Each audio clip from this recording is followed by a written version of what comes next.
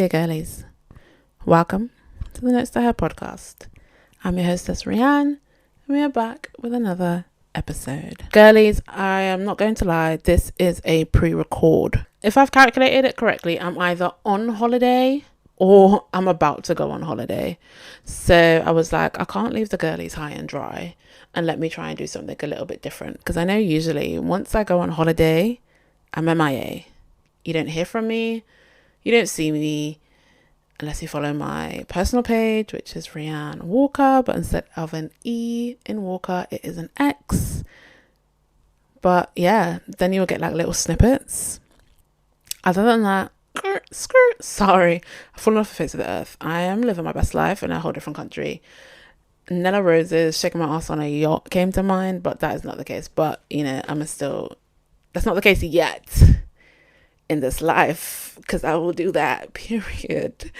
Yeah, so I think I'm on holiday by this point, and I just thought I'd be nice. So let's check in. How are we feeling? I'm feeling a little bit rushed, a little bit I don't even know, just like, oh, I need to get this done. And I know that's funny because last week's episode was, about pressure, and I'm saying I need to do this, I have to do this, and allowing myself to like slow down. But once I'm in the groove of it, it's fine. It's just like the whole setting up, and then I know I've got other things to do after I record this episode today. So yeah, but I couldn't let the girlies down. So here we are. Other than that, how else am I feeling? I am feeling, I guess, in a little bit positive spirits, maybe just a bit like meh-ish vibes. I don't even know. But that's okay. That is okay. As long as I accept those feelings and I don't fight them off, I'm allowed to feel that way. We love some self-validation. How has the week been? Because it's a pre-record, I don't know. I think it's been good. Probably just been working as per, doing some studying and just like getting things sorted either for the holiday, I think probably as well. And some shopping bits probably would have also been done too. And yeah. So today's episode, I'm talking about feeling behind. I wanted to do this episode because I feel like every episode I do is I like to think really helpful for others, but then also things that I know that I've gone through, am going through, / am potentially struggle with, / have struggled with, / I just love the aspect of being able to use learnings and teach and help and educate and inspire and influence and all those other good things and grow together. Because sometimes, like, when you watch other people, like online, other podcasts, other self-help advice, tips, kind of things, it feels like they've got their whole life together, and even though they may not, I feel like they're at the end result already, if that makes sense. Whereas with this one, we're working together to try and achieve together. And I love that. So yeah, anyway, today we're talking about feeling behind. What is it? What does it mean? Girlies, let me know in the comments if you've gone through it. And before we get in and do the definition and everything like that, if you haven't already, please do like, comment and subscribe. Hit the follow button, hit the notification bell as well, so you don't miss another episode when that drops every Friday at 7 p.m. Give the Notes to Her podcast a follow on Instagram. It is notestoher.pod. And you can also give myself a follow. I know I shouted myself out before, but if you are nosy, which is so okay, and you would like to follow me to see any highlights about my travel escapades, then the handle is Rianne Walker, but instead of an E, it's an X. Anyway, so now that that's over with, definition of feeling behind.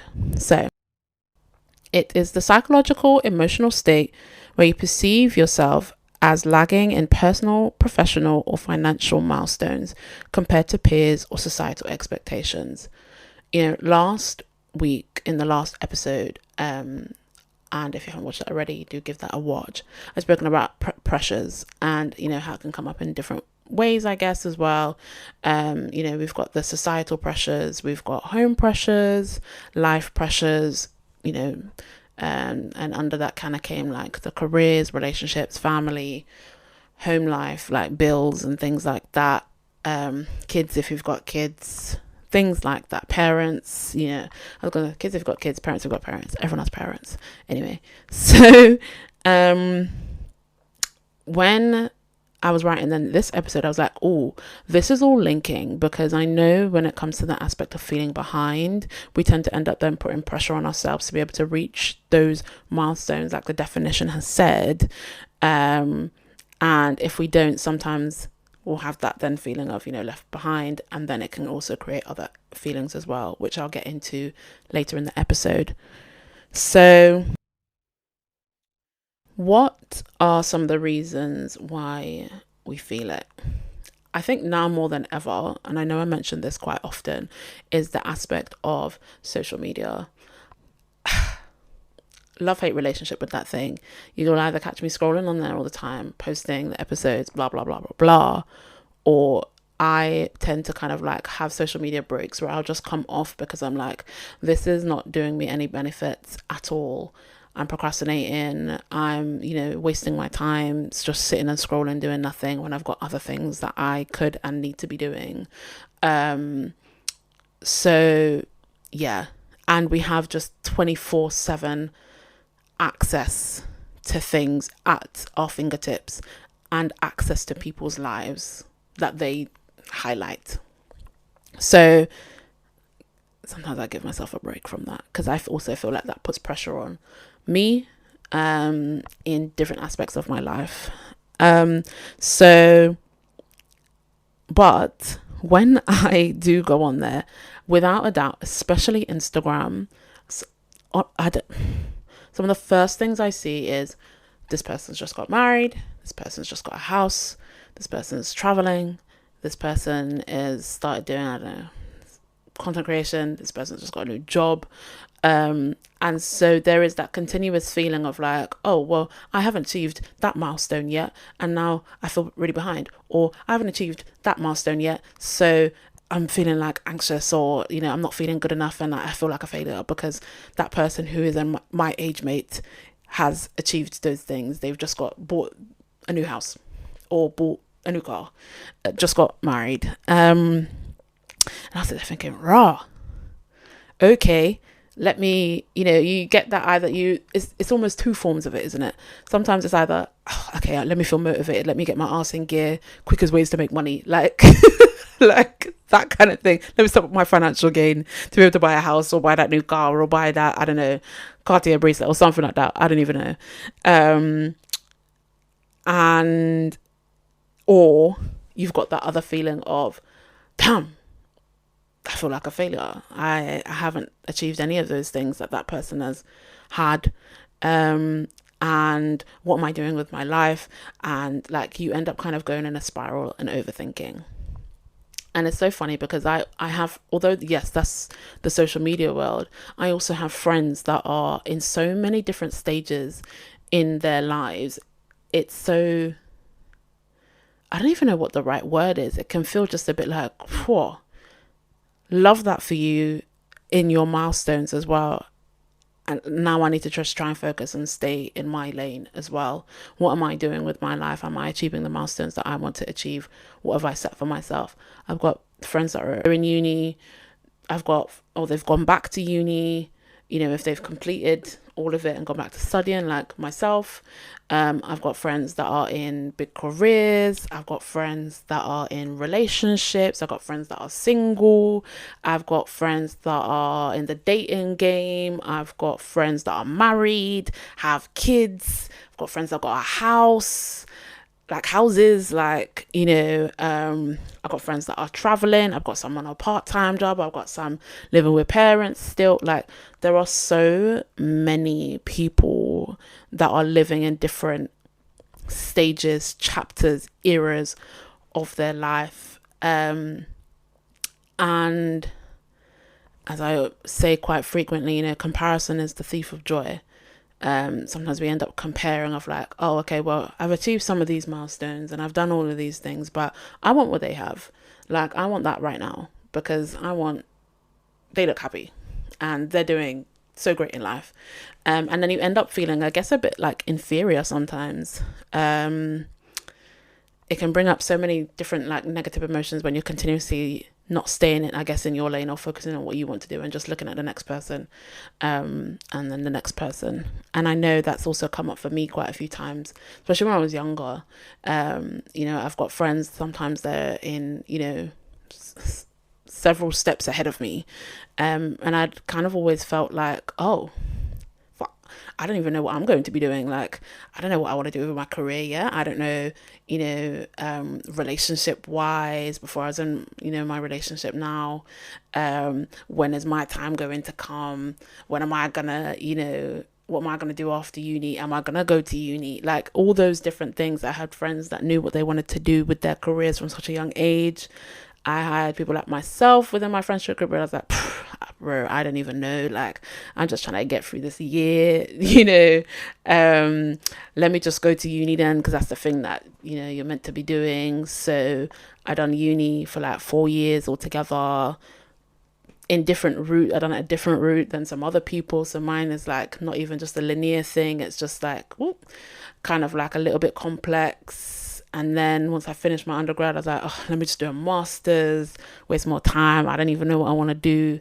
And so, but I remember at the time being like, feeling a bit behind, feeling a bit stuck, feeling a bit, I don't know, just anxious. And I remember in the previous episode, I was like, I am someone that is a high achiever in those things and, puts a lot of pressure on myself. So for me not to feel, I guess, secure in myself of like the life that I'm leading and doing, it was a weird feeling, it was a really weird feeling.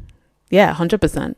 And I remember after uni as well, I ended up kind of having a bit of an identity crisis. So like I got a job part-time when I'd finished my undergrad, and then I'd basically kept that same job then during my time up doing my master's and even afterwards, because I was like, okay, well, you're meant to get a job now and do those things. And I remember kind of feeling like a bit of having like an identity crisis, because my whole world had been known to do uni and education, and when people ask, it's kind of like, oh yeah, I am a uni student, so I'm doing this, that, and this. And it's like, oh, okay, yeah, that's cool, that's really good.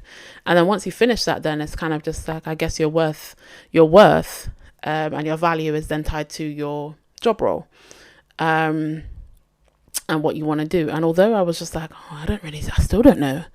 I still don't know what I want to do. Who am I? What do I like doing? What don't I like doing? What are my interests? And I feel like that's something that in our 20s is like, it's never it's never a linear thing. Nothing ever feels like really clear unless you've really known what you've wanted to do since like such a young age. And it can feel so overwhelming because you have an overwhelming amount of choice, but then also you have an overwhelming amount of like thoughts of like what I want to do or what you want to do in life. And I kind of just remember being like, I don't know, you almost don't have that time to think, I guess, as well, because I feel like over here in the UK, everything's really, really fast paced. Like you have to decide, you just have to keep going. You don't have that much time to think for yourself, and do a bit of reflection, I guess. And also when you're young, especially like in your 20s, you're not wanting to do all that thinking. Like you don't think that way. The frontal lobe hasn't even developed yet. So, some of those things don't really click until later on. But then for some people it clicks a bit earlier on. So, and that kind of goes back to the whole aspect of the pressure that we put on ourselves, especially as girls, and as women, that kind of gets put on us anyway. Like, okay, well, now you finished uni, what are you going to do? It's like, girl, I don't know. A girl is just trying to survive, like, it's an overwhelming amount of that. And I guess when you are someone that continuously not lives online like that, but really social media is a part of our day to day, or you have friends that are a little bit more ahead in certain milestones potentially than you are, it can kind of feel a bit like, oh, now I feel a bit insecure, or I'm feeling a bit anxious, or or maybe not. Maybe don't think of that, and that's okay. That kind of like brings me to the next topic of like, and I know I've mentioned it already, of like what the feeling of being behind brings up. I'd mentioned about doubt, and similar to the things I guess that I'd mentioned in the episode about pressure, of like the continuous chasing. I guess when you're also comparing quite a lot your journey of life in comparison to your friends or peers or people on social media, you're kind of always chasing something that you perceive to be something that you want because you've seen it. It's not necessarily something that you actually need or something that is right for you. It's something that you are seeing other people have, so then you kind of want it too. I think as well, like low self-esteem, and I guess just those like negative emotions it tends to bring up more than anything. Some things that really helped me kind of like, I guess, and it's not to say that I've really fully made that feeling like dissipate, but I've introduced things that kind of like really helped me be like, oh, actually no, this is exactly what I need to be doing and where I need to be. And I'd mentioned that in that alignment episode. I think that was episode 9 or 10,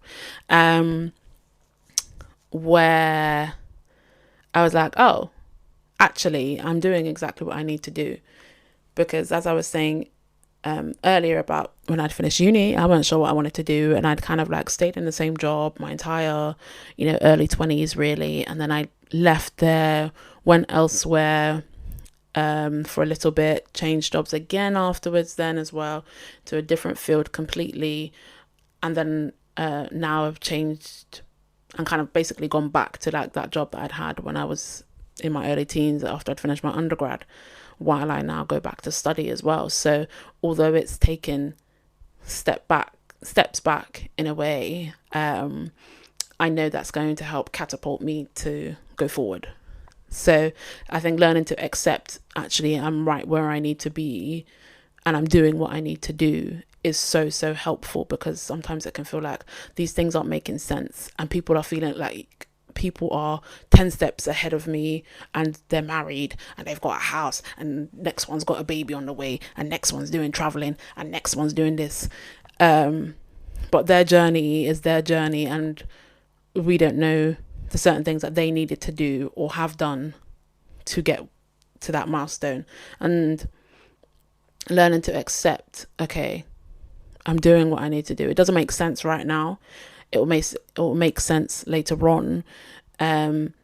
Is so helpful. I've definitely become a believer of everything happens for a reason.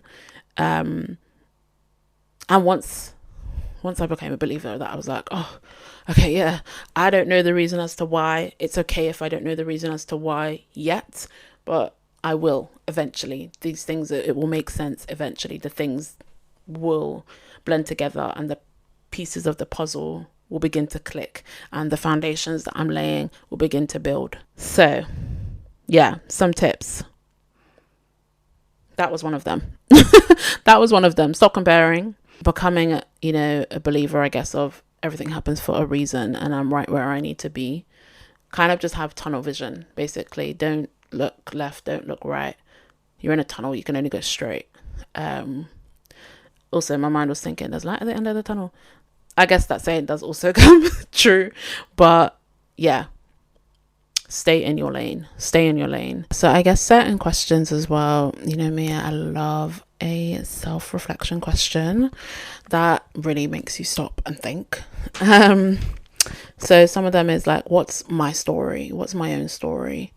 What is it that I want? What is it that I need? What is the milestones that I want to achieve in my life? Not next person's milestones, not my friend's milestones, not my peers, mine. You is your story. And another one is, what have I achieved so far? I think we get so caught up sometimes of just completing the next thing, that we don't sit and think about, okay, well, what have I actually done already? What's my biggest, milestone that I've completed? What have I achieved in my life so far that I'm really proud of? And celebrating that as well, before then we move on to the next thing. So yeah, those are some of my things for sure. Questions and tips. And yeah, girlies, that's everything. That is everything. So we've come to the end of the episode. As always, please don't forget to like, comment, share, subscribe, and follow. Hit the notification bell and follow the Notes to Her on Instagram. It is notestoher.pod. And then also my account is Rianne Walker, but instead of the E in Walker, it is an X. And yeah, I'll see you girlies in the next episode. Loves ya.